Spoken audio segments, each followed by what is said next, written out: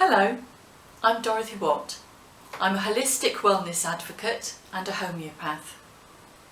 I've worked with homeopathy for many years, and something that people often ask me is, how does homeopathy work? Well, there's the $10 million question, isn't it? People are working very hard to find out the answer to that, and biophysicists will find out the answer before too long. But at the moment, I have to say, I don't know. But I have got a way of explaining it to you that makes sense to me.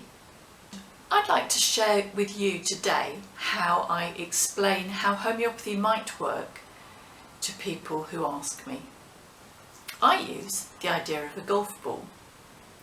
That may seem a bit of a strange thing to use, but what I like about the golf ball is that it has a lot of dips in the surface. Because when I think about the human body, I think that everybody's body is really different from everybody else's, and we all have strengths and weaknesses in different places. You have people who have weaknesses in their sinuses. All of their colds go straight to their sinuses. Other people, their colds go to their chest. You get people who pick up every tummy bug that's going. You get people who've always got feet covered in verrucas. And you get people with all sorts of other weaknesses. We're all different, as I said, and these weaknesses are going to occur in all sorts of different places. And I like to think of these dips in the golf ball surface as being like the weaknesses that we have in our bodies. So if you imagine that our bodies are full of energy, imagine that this golf ball is like the human body, full of energy, but with a lot of dips, so areas where the energy is missing, where it's weaker. What's going to happen in those dips when the dips meet an infection? Well, dips are great for actually harbouring a lot of germs. They provide nice little safe areas that are probably warm, probably moist, and it's a really good set of conditions for germs to breed in. And so you're very likely in one of the areas that you have a weakness to develop an infection in one of those areas of weakness. And let's face it, that's how we know that we have a weakness, isn't it? It's because that's where we get infections again and again and again. So I'd like just to think about how we can treat that sort of infection in one of our body's weaknesses with two different approaches. I'd like to compare the conventional Western medicine approach with an energetic medicine approach such as homeopathy.